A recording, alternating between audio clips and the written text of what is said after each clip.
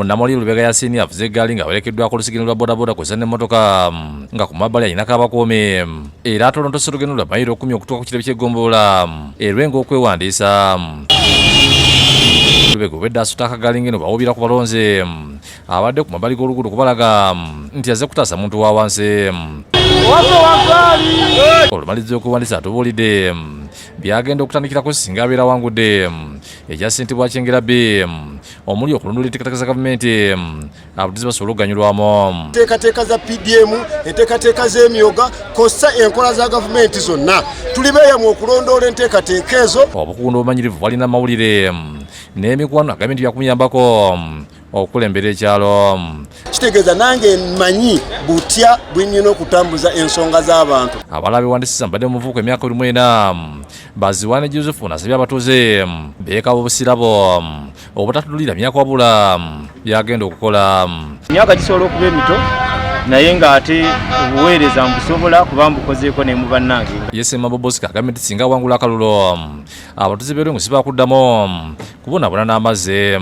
Nsuubiza okuwunya etawuni yange eyo gye baba bankwasizza sisosola ate nga ngenda kukola kuba nze ndi muno okweraga. Akulira ebyokulonda e Lwengo Peace Kyogabirwe Mugabi alaze okusomozebwa ku basanze nga basentebe beewandiisa. Bwe kisangibwa nti toli wa kyalo ekyo tekirituulye ne bwo omaze campaign omaze ozikuba bagenda kusalamu. N'abeeyagaliza obwa ssentebe byala erugaze beeyongedde nga bonna bajjidde mu Bogomo ku kitebe kya divisioni y'Ekawolo Swahili mu biro agala okuddamu okulembera Kitega ajjidde mu lusegere lwa mmotoka. Tusanze Ruth Nakabugo ayagala okuddamu okulondebwa addemu okulembera abakyala Ekitega n'abakubi ayogera. Ku lunaku lwa 23 lubeere mu mugongo gwange nga nkyayagala okuddamu baweereza. Swahili mu biro luwandiisiddwa n'asaba abalonzi okuddamu okumusaamu obwesige.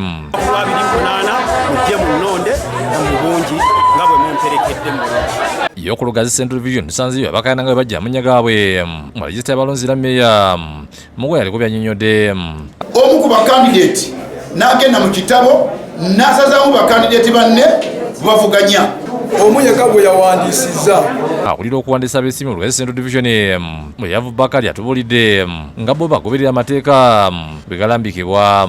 Tusobola omuntu ne wajja ng'alina ebintu byonna ebiyogera nti endagamuntu yina esoma kyalo kino naye nga yajjiddwa mutusobola munominatinga. Deo Mugamba abadde ssentebe w'ekyalo Nkoko era azzeemu okususula abawagizi be ne bamusitula. Meya Lugazi Municipality Kiwanuka Wire akubiriza beewandiisiza okweyisa obulungi mu kampeyini. Mwegendereze ebigambo bye mukozesa nga munoonya obululu.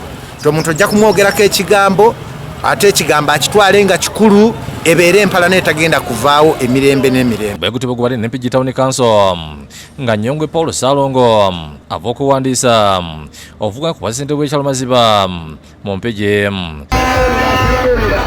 nga amaliza okuwandiisa yayogeddeko n'abatuuze n'abasaba okumusaamu obwesige. Bamu bagamba tujja kubeera bizibu nabagamba nedda tujja kuyitawo era tuyiseewo satifikeeti yaffe tugifunye. Nalongo wafukamidde n'amusabira akalolo. Bannange mutwesige omwami wange ajja bakolera. Ngenda kulembera kitolo nzize ngenda kutuusa ekitundu kyaffe kya Buyege. Naye Kasanji libadde Bugomo ly'amaanyi nga beewandiisa ku bassentebe bongera okwewandiisa. Vincent Kalule ssentebe abaddeko ku kyalo Saze ajjidde mu konvoyi nga bw'obwira abawagizi be. Buwanguzi bwokka alina mukama atonde ekiro ky'enkuba ekiraga nti byonna byengenda okukola bya mukisa. Ate ku kyalo Bakijulya ssentebe Toofa ayuugumizza nga ajjidde emmaanyi nga alina abawagizi bisaako n'abaana. Kyakola n'ebisingako awo ekyo n'asuubiza nga kibaleetera. Bwegutebwe gubadde ne ku kansala Sirwadda George William agali ekyalo kya Bumpenje Kitolo nga ajjidde mu vayibo.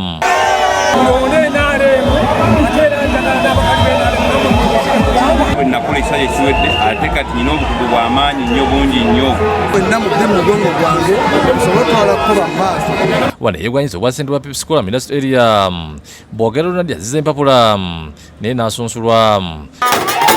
Ono asinyaaliza emirimu mu lufula ya Port Bill gyasimbudde okulekera 6 Street gye bamusunsulidde.